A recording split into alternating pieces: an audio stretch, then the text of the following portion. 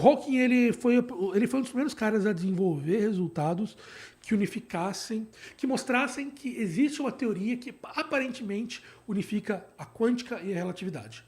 E foi isso que ele fez, que foi o resultado que ele Da fez. radiação. Da radiação, Da radiação no Hawking, né? Que é as flutuações em quânticas. 69 ou 71, não lembro mais. Foi um desses 2 anos, ou 69 ou 71. Onde ele pegou e ele mostrou que buracos negros não são completamente negros, eles emitem radiação. E esse fenômeno que faz emitir a radiação é um fenômeno puramente quântico, é um fenômeno que interage da quântica com a gravidade. E daí, basicamente, é uma expansão de uma função de onda, yada, para quem for mais técnico vai entender o que eu estou querendo dizer. Mas ele percebe que existe essa... Ele mostrou que existia realmente essa ligação entre a quântica e a relatividade e ela gerava efeitos perceptíveis no universo. Num objeto muito grande como o buraco negro, mas que tem efeito... Ele é tão poderoso que ele gera efeitos de escala microscópica. E ali ele geraria essa existência de que o buraco negro conseguiria emitir radiação da borda dele e perder massa. Que é muito louco, porque o buraco negro, basicamente, é um objeto que... Aqui a gente tem um buraco negro aqui, né? Nosso buraco negro gigante aqui. Seria um objeto que ele não emitiria luz, que ele é tão massivo que nem a luz conseguiria escapar dele. Seria essa a ideia. Então ele seria um objeto tão massivo que nem a luz conseguiria escapar.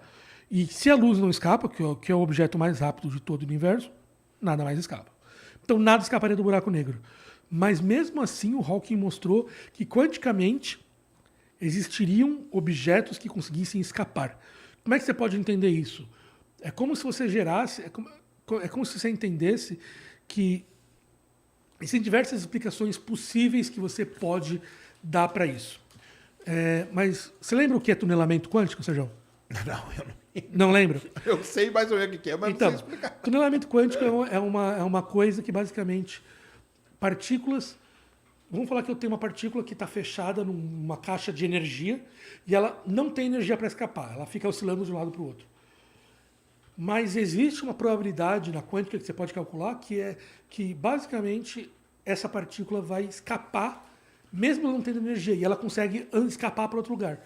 Então você pode ter, por exemplo, sistemas que você tem uma partícula, eu fecho ela dentro de um box. E já explico mais sobre isso, mas o Moisés tem um resultado muito interessante sobre isso. O Moisés você vai, que a gente falou mais cedo. E ela não deveria escapar nenhuma partícula. Aí você põe um detector aqui e você detecta partículas que estão escapando daquela caixa. Porque elas conseguem basicamente... É como se, num intervalo de tempo, ela ganhasse mais energia, escapasse e perdesse essa energia. Então, entre aspas, o que a radiação Hawking... Ela tem diversas possíveis explicações. Um dia eu vou fazer um vídeo falando sobre as diversas interpretações da radiação Hawking, mas uma das possíveis interpretações é que uma partícula de dentro, ela basicamente tunelasse e por um instante ela ficasse com uma velocidade mais rápida do que a luz, escapasse do buraco negro e caísse de novo. Então você consegue, se você apontasse um detector para o buraco negro, você ia detectar radiação vindo nele. E o Hawking foi a primeira pessoa a propor isso. E é muito louco.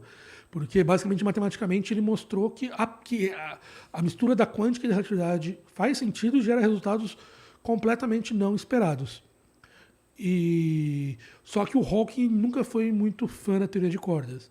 Ele preferia outros tipos de teorias. Entendi. Que fossem... Ele não era muito fã, era bastante crítico a ela.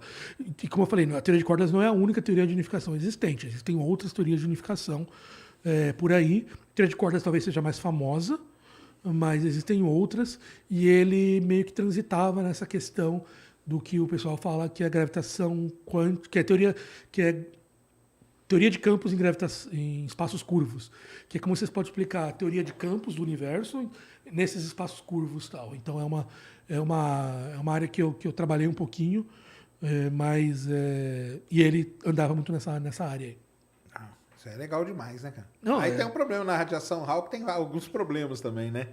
Tipo, para detectar seria complicado, né? Porque ela porque basicamente muito pouquinho, muito né? pouquinho. A energia Hawking, ela é inversamente proporcional, então quanto maior a massa, menor a quantidade de energia de radiação Hawking emitida. E se a gente tá falando de um buraco negro muito grande, imagina, né? Com milhões de vezes a massa do Sol, imagina o tanto. E demoraria um tempo que nós não temos ainda, né? Que Não, nem de vida do universo, né? Não, seria ordem. Um buraco negro massivo de centro de galáxia. A gente está falando de ordens de magnitude da idade do universo para ele evaporar completamente por radiação Hawking. É impossível.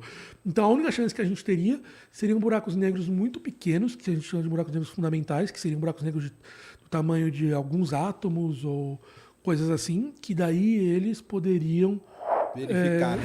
Daí eles evaporariam na escala de segundos, daí a gente conseguiria verificar esse tipo de interação.